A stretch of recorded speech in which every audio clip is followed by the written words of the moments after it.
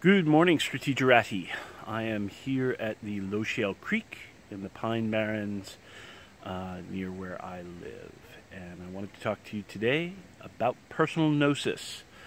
And there are really two messages that I want to convey about personal gnosis. The first is that personal gnosis, be it unverified personal gnosis or verified personal gnosis, that is personal gnosis or spiritual insights that have been verified either through later research or related to later research post-revelation, or have proved out to be useful in terms of causing events and so on. In other words, useful sorcery.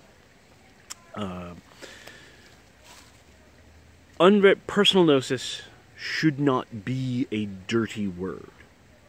So that is the first thing. It should not be this thing that is dismissed out of hand. The other thing that I wanted to say is that personal gnosis should also not be a passport to authenticity. So, dealing with the first of these, everything at some point was personal gnosis. The oldest grimoire at some point was the new thing that everyone was mocking. Everything is personal gnosis. And if it gets passed down, then it gets treated as primary source and gets exalted very highly. But at some point, it was someone's personal gnosis. And it's important to keep this in mind because some things don't get passed down because they have proven themselves worthy. And you know, like things like the Greek magic papyri. People will say, well, this has, 2,000 years of practice and been tested. But that's not true. They were hidden.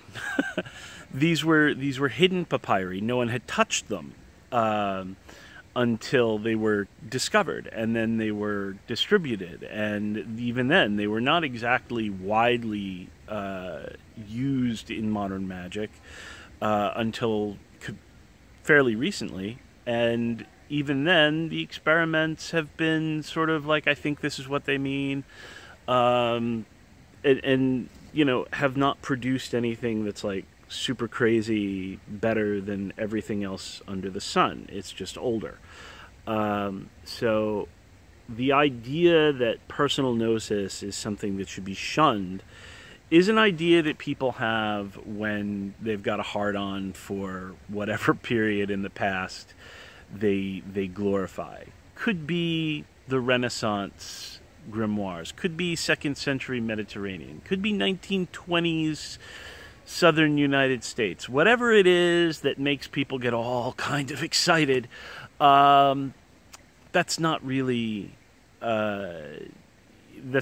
Magic is like the only field where people seem to go, the older is better. Whatever's older is better. Whatever is older is better. If it's a development, I don't want to hear about it.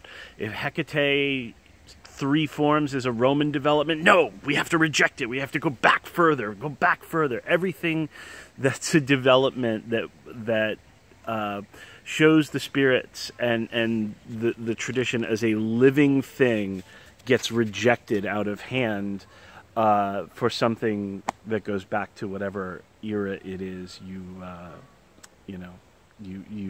is exciting you. So let's not do that, okay? But at the same time, unverified personal gnosis, or verified personal gnosis for that matter, is not a passport to authenticity. It is not a passport to attainment. It is not proof of attainment. Some people are simply geared towards having spirit communications. They can barely close their eyes without some god popping in and going, hey, I want you to do blah, blah, blah, blah, blah. Some of this might be real. Some of this might only exist in here. And I'm not going to judge that for people. But, leave that to judge for yourselves. But if there is a living tradition, or if there is a historical tradition, one should not mistake one's personal gnosis for for that. You know, there are many spirits that I work with that have living traditions behind them, and they might share with me a recipe or a spell or a ritual. But I don't then turn around and say, ah, yes, this is, you know, I am now a big-time Tata or Hungan or whatever it is, because the spirit has given me this ritual, and treat it as if it is have the same recognition as things that are passed on through that group. So that's an important distinction to make. And then we have, of course, the idea that personal gnosis somehow, you know, makes you a huge honkin' shaman, that that whatever people have to tell you, you should just ignore because you're in direct contact with the spirits. So if I'm telling you, well, that's not really how purbas are used, and you know, if you wanted to study purba ritual, look at these sources, I've had people just stare at me blankly and go like, I don't need those sources.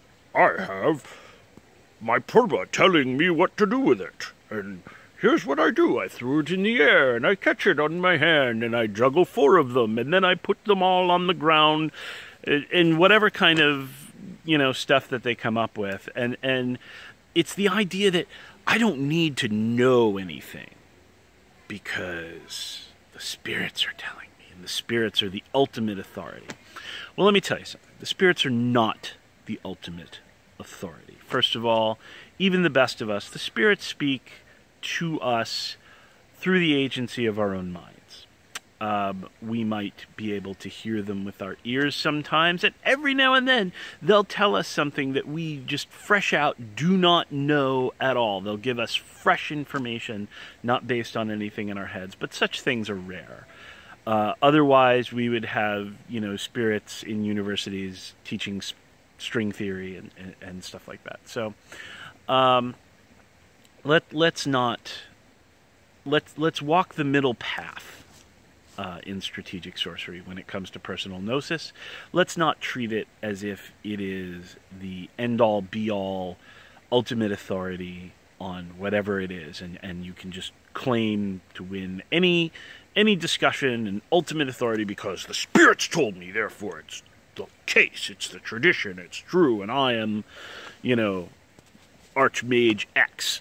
And let's also not treat it like it's a dirty word, like, oh, well, that doesn't accord with what we know of the cult as it existed in, you know, 3 BC, which is the time that I get all kinds of crazy excited for.